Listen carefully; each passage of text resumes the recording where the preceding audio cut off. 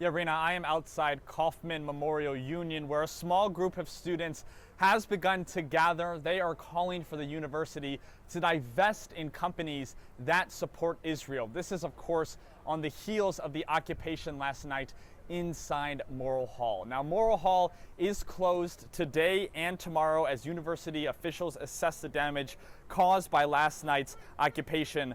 A student organizer says that last night's action were needed to put more pressure on the university to meet their demands of economic and academic divestment from Israel. Now, on the flip side, the executive director of the Jewish Community Relations Council of Minnesota feels yesterday was about instilling fear into university staff.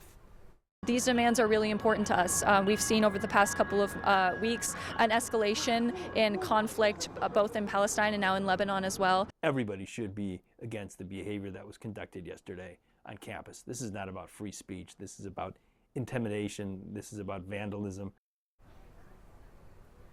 Now, protesters last night denied that they held any staff inside Morrill Hall against their will. However, the university says that some staff were unable to exit the building last night. And in a statement from the university's president, Rebecca Cunningham, she said, quote, "It was a terrifying experience for many of our employees." Rena, at this time, we still are unsure of the charges that the 11 individuals arrested may face. Rena. Well, Lauren, literally just moments ago, these protesters began walking through the University of Minnesota campus. I would say there are about 100 or so protesters. They are calling on the University of Minnesota to divest from companies that support Israel. Throughout the past 30 minutes or so, they were chanting various things. There was a speaker. They also were playing a drum.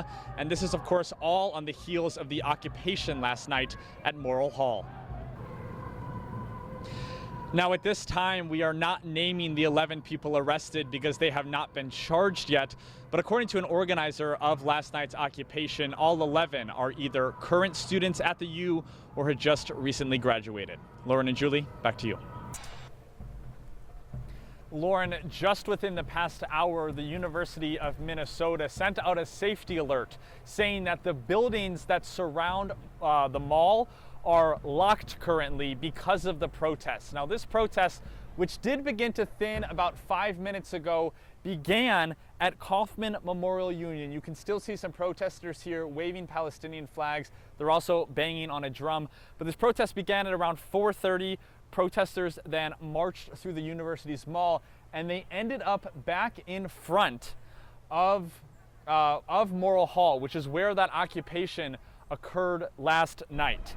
Now, Morrill Hall is closed today and tomorrow as university officials assess the damage caused by last night's occupation in support of Palestine.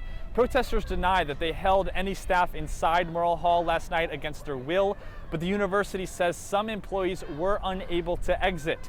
University President Rebecca Cunningham said in a statement last night, said that last night was a, quote, terrifying experience for many of our employees. Now, at this time, we are not naming the 11 people who were arrested last night because they have not been charged yet. But according to organizers of last night's occupation, all 11 of them are either current students at the university or had just recently graduated. Julie and Lauren, back to you.